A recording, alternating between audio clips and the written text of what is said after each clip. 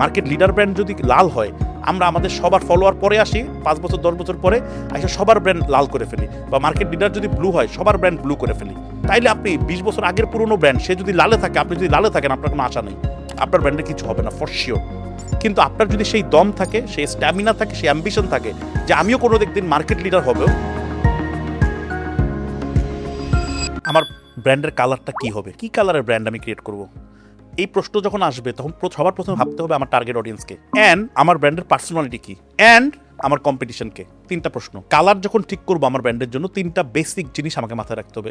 কাদের জন্য এই ব্র্যান্ডটা, who are my target audience, number 1। Number 2 হচ্ছে আমার ব্র্যান্ডের পার্সোনালিটি কি, আমার ব্র্যান্ড কি ছেলে না মেয়ে, আমার ব্র্যান্ড কি বাচ্চা, আমার ব্র্যান্ড কাদের জন্য তৈরি এবং কি পার্সোনালিটিতে তৈরি, অ্যান্ড দেন আমার কম্পিটিশনের কি অবস্থা। আপনি গুগলে সার্চ দিলে আপনি দেখতে পারবেন, রেড মিনস হচ্ছে গিয়া সে এনার্জি, ব্ল্যাক মিনস পাওয়ার, ইয়েলো মিনস ইউথফুলনেস।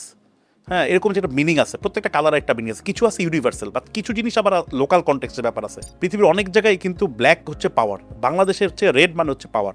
আবার পৃথিবীর অনেক দেশের মতো আবার আমাদের দেশে কি হয়, yellow is enthusiasm, youthfulness, but yellow is also affordable. ইয়োলোর সাথে বাংলাদেশে এফোর্ডেবল ব্যাপারটা অনেক বেশি কানেক্টেড। তাহলে আমরা যখন আমাদের ব্র্যান্ড ক্রিয়েট করব, দেখবো যে আমরা টার্গেট অডিয়েন্সকে এবং ব্র্যান্ডের পার্সোনালিটিটা কি। এখানে ইন্টারেস্টিং একটা ব্যাপার হচ্ছে, ইম্পর্টেন্ট ব্যাপার হচ্ছে কালারের ক্ষেত্রে আমরা মোস্ট অফ দ্য কেসে কী করি, যে মার্কেট লিডার ব্র্যান্ড যদি লাল হয়, আমরা আমাদের সবার ফলোয়ার পরে আসি 5 বছর 10 বছর পরে এসে সবার ব্র্যান্ড লাল করে ফেলি, বা মার্কেট লিডার যদি ব্লু হয় সবার ব্র্যান্ড ব্লু করে ফেলি। এইটা হচ্ছে একটা প্রবলেম।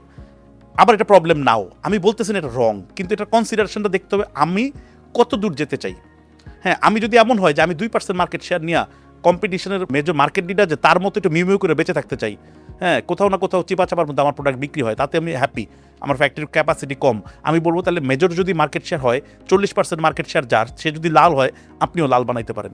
1.5% মার্কেট শেয়ার কোনো জায়গায় চিপা চুপায় বিক্রি হবে, কম দামে বিক্রি হবে মার্কেট লিডারের চেয়ে, আমি ওকে আছি।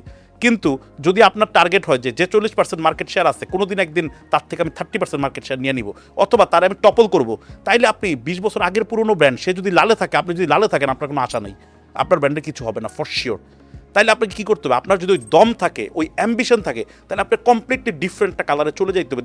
বাট ওই কালারটাও কী হবে, আপনার টার্গেট অডিয়েন্সের, আপনার ব্র্যান্ডের যে পার্সোনালিটি ক্রিয়েট করতে চান তার সাথে অনেক কানেক্টেড। দেখুন পৃথিবীর one of the famous brand, market leader brand red, সারা পৃথিবীতে তারা কম্পিটিশন করছে, তার কম্পিটিশন ব্লু করছে। আমাদের দেশে টেলিকমের ব্র্যান্ড, একটা ব্লু, একটা হচ্ছে যে অ্যাম্বিশাস ধরতে চায় সে চলে গেছে রেডে, আরেকজন চলে গেছে কি অরেঞ্জে। কিন্তু এই ক্যাটাগরিটাতে এটা আলাদাভাবে চিন্তা করা হয়েছে, কিন্তু লট অফ ক্যাটাগরিজে আছে এটা আসলে করা হয় না।